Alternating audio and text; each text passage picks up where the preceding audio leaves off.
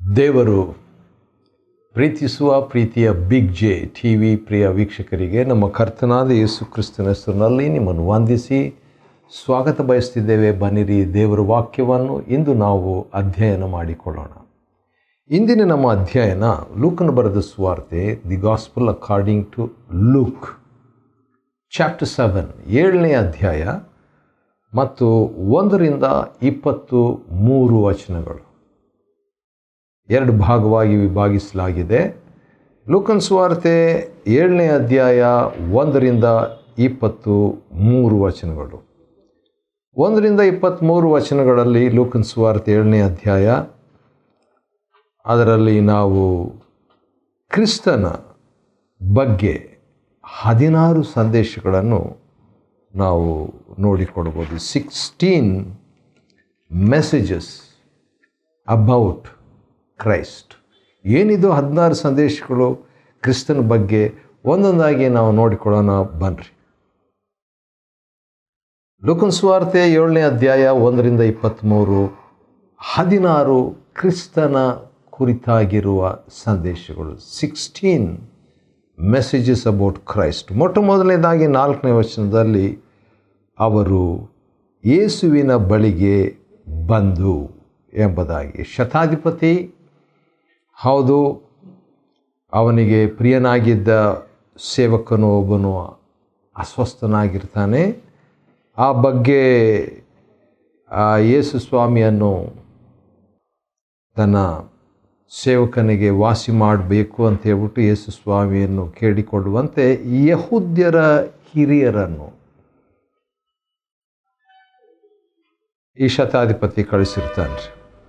ಆಗ ಯಹೂದ್ಯರ ಹಿರಿಯರು ಯೇಸುವಿನ ಬಳಿಗೆ ಬಂದು, ಲೂಕ 7:4, ಯೇಸುವಿನ ಬಗ್ಗೆ ಮೊದಲನೇ ಸಂದೇಶ, ಯಾರು ಬೇಕಾದರೆ ಯೇಸು ಸ್ವಾಮಿ ಹತ್ರ ಬರ್ಬೋದು.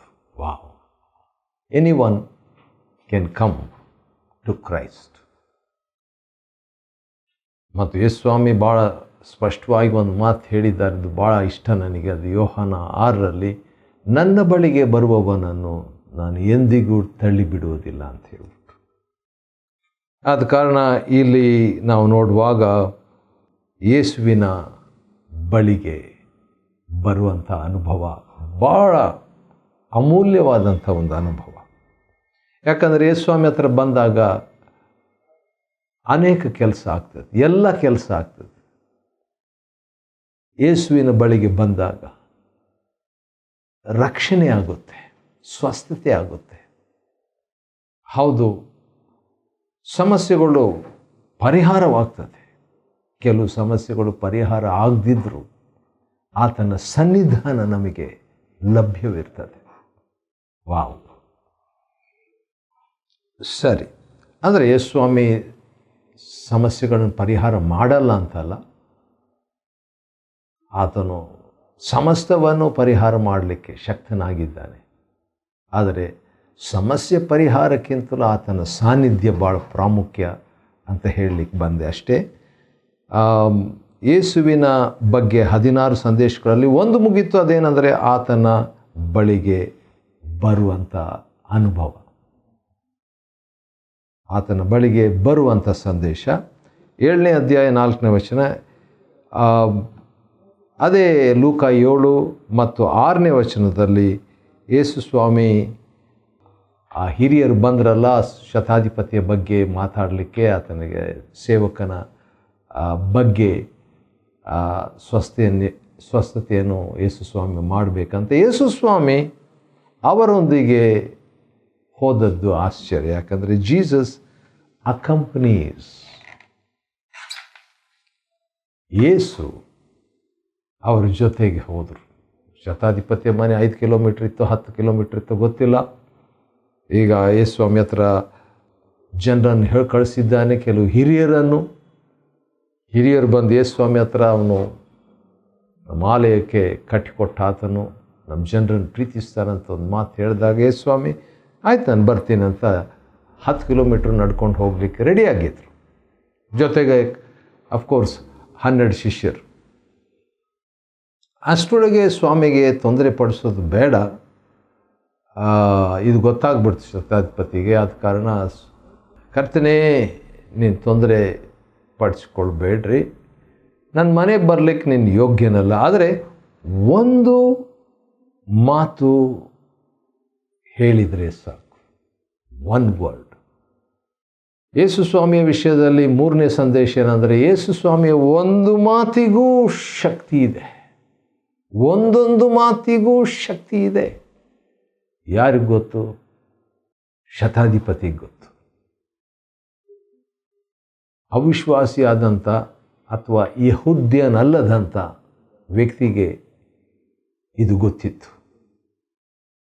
ಆಮೇಲೆ ಒಂದು ಮಾತು ಹೇಳ್ತಾನೆ 8ನೇ ವಚನದಲ್ಲಿ, ಲೂಕನ್ ಬರೆದ ಸುವಾರ್ತೆ 7ನೇ ಅಧ್ಯಾಯದ 8ನೇ ವಚನದಲ್ಲಿ, ನಾನು ಸಹ ಅಧಿಕಾರದ ಕೆಳಗಿರುವವನು. ನಾನು ಸಹ ಅಂತ ಹೇಳಿದಾಗ ಎರಡು ಅರ್ಥ.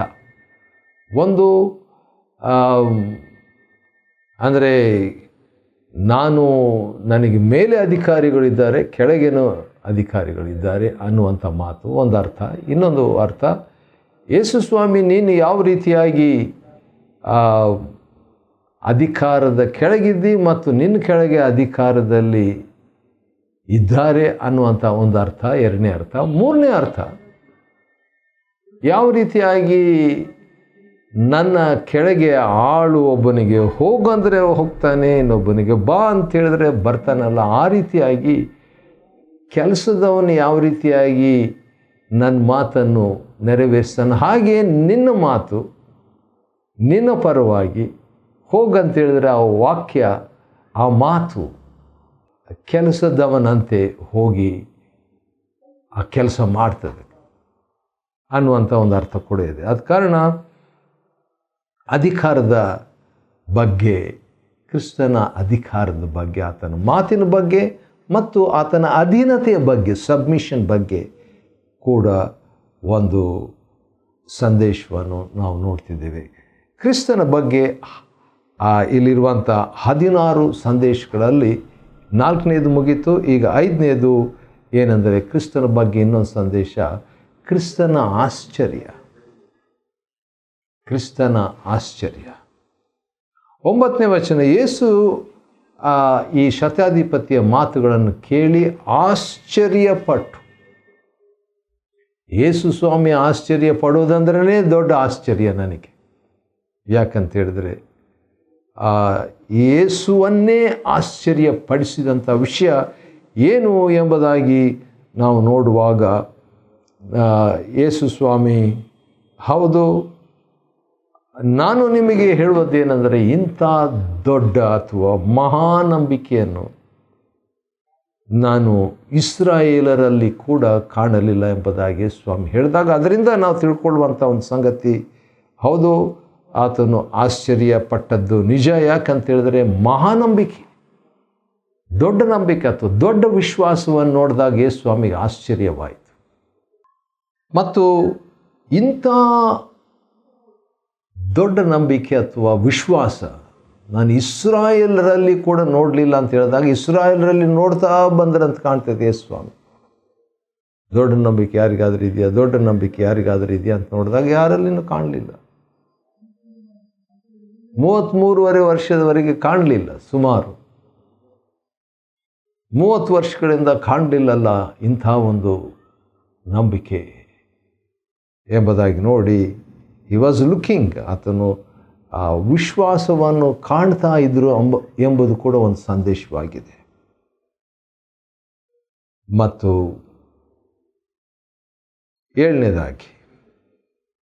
ಏಳನೇದಾಗಿ ಕ್ರಿಸ್ತನ ಬಗ್ಗೆ 16 ಸಂದೇಶಗಳು, 6 ಮುಗಿತು, ಇನ್ನು 10 ಸಂದೇಶಗಳು ನಾವು ನೋಡಲಿಕ್ಕಿದೆ. ಇವೆಲ್ಲವೂ ಕೂಡ ಲೂಕನ್ ಬರೆದ ಸುವಾರ್ತೆ 7ನೇ ಅಧ್ಯಾಯ 1ರಿಂದ 23 ವಚನಗಳಲ್ಲಿ ಅಡಕವಾಗಿದೆ. ಏನು? ಲೂಕ 7 1ರಿಂದ 23 ವಚನಗಳಲ್ಲಿ ಕ್ರಿಸ್ತನ 16 ಸಂದೇಶಗಳು. 6 ಮುಗಿತು, ಇನ್ನು 10 ಸಂದೇಶಗಳಿದೆ. ಅದರಲ್ಲಿ 7ನೇ ಸಂದೇಶ ಏನಂತ ಹೇಳಿದರೆ 10ನೇ ವಚನದಲ್ಲಿದೆ, ಶತಾಧಿಪತಿಯ ಕಡೆಯಿಂದ ಬಂದವರು ಮನೆಗೆ ಹಿಂದಿರುಗಿದಾಗ ಅಸ್ವಸ್ಥನಾಗಿದ್ದ ಆ ಶತಾಧಿಪತಿಯ ಆಳು ಅಥವಾ ಸೇವಕನು ಸ್ವಸ್ಥನಾಗಿರುವುದನ್ನು ಕಂಡ್ರಂತೆ. ವಾವ್! ಹೇಗೆ ಸ್ವಸ್ಥನಾದ ಆಳು. ಲೂಕನ ಪ್ರಕಾರ ನೋಡಿದರೆ ಯೇಸು ಸ್ವಾಮಿಯ ಸರ್ಪ್ರೈಸ್, ಯೇಸು ಸ್ವಾಮಿಯ ಆಶ್ಚರ್ಯವೇ ಆ ಆಳನ್ನು ಸ್ವಸ್ಥ ಮಾಡಿಬಿಡ್ತು ಲೂಕನ ಪ್ರಕಾರ. ಯಾಕಂದರೆ ಯೇಸು ಸ್ವಾಮಿ ಏನು ಹೇಳಲಿಲ್ಲ. ಆದರೆ ಮತ್ತಾಯನ ಪ್ರಕಾರ, ಮತ್ತಾಯ 8:13 ಪ್ರಕಾರ ಅಲ್ಲಿ ಏನೂ ಹೇಳಲಿಲ್ಲ. ಒಂದು ಮಾತು ಹೇಳಿದರೆ ಸಾಕು ಅಂತ ಹೇಳ್ತಾರಲ್ಲ, ಒಂದು ಮಾತು ಹೇಳಲಿಲ್ಲ. ಒಂದು ಮಾತು ಹೇಳದೇನೆ ಈ ಅದ್ಭುತ ಆಯಿತು. ಯಾಕಂದರೆ ಒಂದು ಮಾತು ಹೇಳಿದರೆ ನನ್ನ ಅದ್ಭುತ, ನನ್ನ ಆಳಿಗೆ ಅದ್ಭುತ ಆಗುತ್ತೆ ಎಂಬ ನಂಬಿಕೆ ಅವನಿಗಿತ್ತು. ಯೇಸು ಸ್ವಾಮಿ ಒಂದು ಮಾತು ಇಲ್ಲದೆ, ಯೇಸು ಸ್ವಾಮಿಯ ಆಶ್ಚರ್ಯದಿಂದ ಅವನು ಸ್ವಸ್ಥನಾದ. ಹೌದು, he surprised, healed him. He surprised, healed the sick. ಕ್ರಿಸ್ತನ ಆಶ್ಚರ್ಯ ರೋಗಿಯ ಸ್ವಸ್ಥತೆ ನೀಡಿತು. 9ನೇ ಸಂದೇಶ, ಲೂಕನ ಬರೆದ ಸುವಾರ್ತೆ 7ನೇ ಅಧ್ಯಾಯ 1-23 ನಾವು 16 ಸಂದೇಶಗಳನ್ನು, ಕ್ರಿಸ್ತನ ಸಂದೇಶಗಳನ್ನು ನೋಡ್ಕೊಳ್ತಿದ್ದೇವೆ. ಅದರಲ್ಲಿ 9ನೇದನ್ನು ಈಗ ನೋಡಲಿಕ್ಕಿದ್ದೇವೆ. ಅದೇನಂತ ಹೇಳಿದರೆ, ಆ ಸಂದರ್ಭದಲ್ಲಿ ಒಂದು ಶವ ಸಂಸ್ಕಾರ, ಹೆಣ ಹೊತ್ಕೊಂಡು ಹೋಗ್ತಾ ಇದ್ದಾರೆ ಸ್ವಾಮಿ. ಅಲ್ಲಿ ಶತಾಧಿಪತಿಯ ಆಳಿನ ವಿಷಯದಲ್ಲಿ ಒಂದು ಅದ್ಭುತವನ್ನು ನಿರೀಕ್ಷಿಸಿ ಹಿಂದಿರುಗಿ ಬರ್ತಾ ಇರುವಂಥ ವೇಳೆಯಲ್ಲಿ ಆ ವಿಧವೆ, ಒಬ್ಬನೇ ಮಗ ಸತ್ತಿದ್ದರಿಂದ ಭಾಳ ಜನರು ಆಕೆ ಜೊತೆಯಲ್ಲಿ ಶವ ಸಂಸ್ಕಾರಕ್ಕೆ ಹೋಗ್ತಾ ಇದ್ದಾರೆ. ಲೂಕ 7:23 ಯೇಸು ಸ್ವಾಮಿ ಆಕೆಯನ್ನು ನೋಡಿ ಕನಿಕರಪಟ್ಟು. ವಾವ್! ಯೇಸುವಿನ ಪ್ರತಿಕ್ರಿಯೆ ನೋಡ್ರಿ, ಕನಿಕರ, ಅನುಕಂಪ. ಹಾಗಾದರೆ ಯೇಸುವಿನ ಒಂದು 9ನೇ ಸಂದೇಶ ಏನಂದರೆ, ನಮ್ಮ ಪರಿಸ್ಥಿತಿಗಳಲ್ಲಿ ಕೂಡ ಆತನು ಕನಿಕರ ಪಡುವ ಆತನಾಗಿದ್ದಾನೆ ಅಂತ ಹೇಳ್ಬಿಟ್ಟು ಇಬ್ರಿಯರಿಗೆ ಬರೆದ ಪತ್ರಿಕೆ 2ನೇ ಅಧ್ಯಾಯ ಮತ್ತು 4ನೇ ಅಧ್ಯಾಯ 2 ಅಧ್ಯಾಯಗಳಲ್ಲಿ ಬರೆಯಲಾಗಿದೆ. ಕನಿಕರ ಅಷ್ಟೇ ಅಲ್ಲ, ಕನಿಕರ ಅದು ಮನಸ್ಸಿಗೆ ಸಂಬಂಧಪಟ್ಟದ್ದು. ಈಗ ಬಾಯಿಗೆ ಸಂಬಂಧಪಟ್ಟದ್ದನ್ನು ನೋಡೋಣ ಬನ್ರಿ. 13ನೇ ವಚನ, ಲೂಕ 7:13, ಅಳಬೇಡ ಎಂಬುದಾಗಿ ಹೇಳುವಂಥದ್ದು. ಅಳಬೇಡ. ಹೌದು, ಹಾಗಾದರೆ ಆದರಣೆ. ಯಾರೋ ಒಬ್ಬರು ಡೆಡ್ ಬಾಡಿ ಇಟ್ಕೊಂಡು ಹೋಗ್ತಾ ಇದ್ದಾರೆ. ಬಹುಶಃ ಆಕೆಯ ಕನಸುಗಳು, ಯಜಮಾನ ಬೇರೆ ಅಂದರೆ ಗಂಡ ಬೇರೆ ಇಲ್ಲ, ಮಗನೇ ಜವಾಬ್ದಾರಿಕೆಯಾಗಿ ಇದ್ದಂಥ ಮಗನೂ ಕೂಡ ಹೋಗ್ಬಿಟ್ಟ. ಗಂಡ ಒಬ್ಬನೇ ಮಗ, ಇಬ್ಬರು ಸತ್ತು ಹೋಗಿದ್ದಾರೆ. ಅಂಥವರಿಗೆ ಅಳಬೇಡ. ಆ ರೀತಿಯಾಗಿ ಹೇಳ್ಬಿಟ್ಟು 14ನೇ ವಚನ, ಲೂಕನ ಬರೆದ ಸುವಾರ್ತೆ 7ನೇ ಅಧ್ಯಾಯ 14ನೇ ವಚನ, ಯೇಸು ಬಂದು ಶವಚಟ್ಟವನ್ನು ಮುಟ್ಟಿದಾಗ ಹಿ ಟಚಸ್. ಯೇಸು ಸ್ವಾಮಿ, ಯೇಸು ಕರ್ತನು ಸ್ಪರ್ಶಿಸುವ ದೇವರು. Wow! Is a god of touch. ಯೇಸು ಕರ್ತನು ಸ್ಪರ್ಶಿಸುವ ದೇವರು. ಯೇಸು ಸ್ವಾಮಿ ಅದನ್ನು ಮುಟ್ಟಿದ ತಕ್ಷಣ ಶವಚಟ್ಟವನ್ನು ಅದನ್ನು ಹೊತ್ತುಕೊಂಡಿದ್ದವರು ಹಾಗೇ ನಿಂತುಬಿಟ್ರು. ಅವ್ರಿಗೂ ಶಾಕ್ ಆಯಿತು. ಅನಂತರ ಯೇಸು ಆ ಡೆಡ್ ಬಾಡಿಗೆ, ಸತ್ತ ಹೆಣಕ್ಕೆ, ಆ ಶವಕ್ಕೆ, ಆ ಸತ್ತ ಹೆಣಕ್ಕೆ, ಯುವಕನೇ, ನಾನು ನಿನಗೆ ಹೇಳುತ್ತೇನೆ, ಎದ್ದೇಳು. He speaks to the dead hope. ಕ್ರಿಸ್ತನ ವಿಷಯದಲ್ಲಿ 12ನೇ ಸಂದೇಶ ಏನಂತ ಹೇಳಿದರೆ, ಕ್ರಿಸ್ತನು ಸಮಸ್ಯೆಯೊಂದಿಗೆ ಮಾತಾಡುವಂಥದ್ದು, ಕ್ರಿಸ್ತನು ಶವದೊಂದಿಗೆ ಮಾತನಾಡುವಂಥದ್ದು, ಕ್ರಿಸ್ತನು ನಿರೀಕ್ಷೆ ಇಲ್ಲದ ಸ್ಥಿತಿಗೆ ಮಾತನಾಡುವಂಥದ್ದು. ವಾವ್, ಸತ್ತ ನಿರೀಕ್ಷೆ ಆದರೂ ಮಾತಾಡ್ತಾರೆ.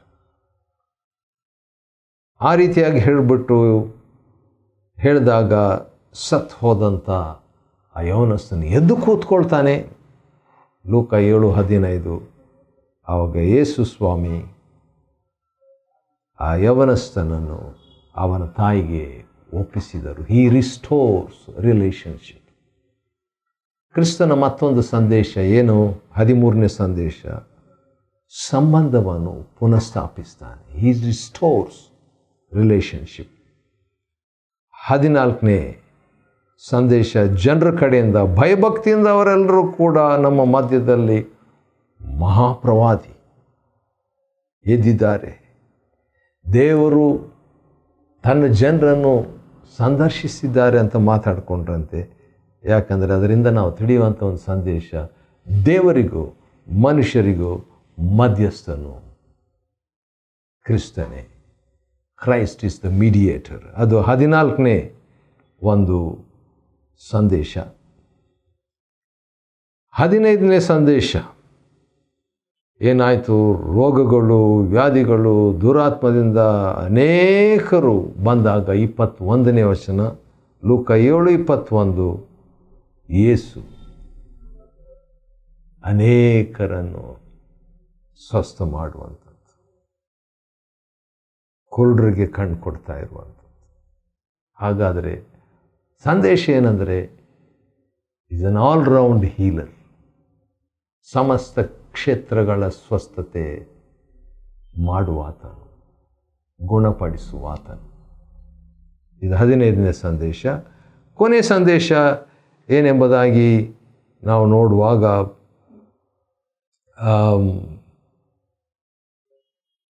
ನೀವು ಯೋಹಾನನು ಬರಬೇಕಾದದ್ದು ನೀನೇನಾ ಅಥವಾ ಇನ್ನೊಬ್ಬರ ಎಂಬಂಥ ಒಂದು ಪ್ರಶ್ನೆ ಯೋಹಾನನಿಗೆ ಬರ್ತದೆ. ಆದ ಕಾರಣ ಆ ಸಂದೇಶವನ್ನು ಯೇಸುಸ್ವಾಮಿ ಕಳಿಸಿದಾಗ, ಯೇಸುಸ್ವಾಮಿ ಈಗ ನೀವು ಕಂಡು ಕೇಳಿದವುಗಳನ್ನು ಹೋಗಿ ಯೇಸುಸ್ವಾಮಿಗೆ ಹೇಳ್ರಿ. ಕುರುಡರು ನೋಡ್ತಾರೆ, ಕುಂಟರು ನಡೀತಾರೆ, ಕುಷ್ಠರೋಗಿ ಶುದ್ಧವಾಗ್ತಾರೆ, ಕಿವುಡರು ಕೇಳ್ತಾರೆ, ಸತ್ತವರು ಜೀವ ಪಡೆಯುತ್ತಾರೆ, ಬಡವರಿಗೆ ಸುವಾರ್ತೆಯು ಸಾರಲವಾಗ್ತಿದೆ. ನನ್ನ ವಿಷಯದಲ್ಲಿ ವಿಶ್ವಾಸ ಕಳ್ಕೊಳ್ಳದೆ ಇರುವಂಥ ವ್ಯಕ್ತಿ ಧನ್ಯನು ಎಂಬುದಾಗಿ ಹೇಳುವಾಗ, ಅದರಿಂದ ಯೇಸುಸ್ವಾಮಿ ತಿಳಿಸುವಂಥದ್ದು, ನಾನೇ ಆತನು, ಐ ಆಮ್ ಹೀ, ಇರುವಾತನೇ ಆಗಿದ್ದೇನೆ, ಎಂಥವನಾಗಿದ್ದೇನೋ ಅಂಥವನಾಗಿರುವೆನು, ಎಂಥವನಾಗಿರುವೆನು ಅಂಥವನಾಗಿರುವೆನು, ಎಂಥವನಾಗಿರುವನು ಅಂಥವನಾಗಿರುವಾತನು. ಹೀ ಈಸ್ ಐ ಆಮ್ ಎಂಬುದನ್ನು ಯೋಹಾನನಿಗೆ ಯೇಸುಸ್ವಾಮಿ ಇಂಡೈರೆಕ್ಟಾಗಿ ತಿಳಿಸುವಾಗ ಆತನಿಗೆ ಅರ್ಥ ಆಗ್ತದೆ. ವಿಶ್ವಾಸ ಕಳ್ಕೋಬಾರ್ದು, ಆತನು ಇರುವಾತನಾಗಿದ್ದಾನೆ ಎಂಬಂಥ ಸಂದೇಶ ಈ 16ನೇ ಸಂದೇಶ. ಲೂಕನ ಬರೆದ ಸುವಾರ್ತೆ 7ನೇ ಅಧ್ಯಾಯ 1-23 ವಚನಗಳನ್ನು ಅಧ್ಯಯನ ಮಾಡಿಕೊಳ್ಳುವಂತೆ ದೇವರು ಕೊಟ್ಟ ಕೃಪೆಗಾಗಿ ಆತನಿಗೆ ಸ್ತೋತ್ರವಾಗಲಿ. ದೇವರು ನಿಮ್ಮನ್ನು ಆಶೀರ್ವದಿಸಲಿ.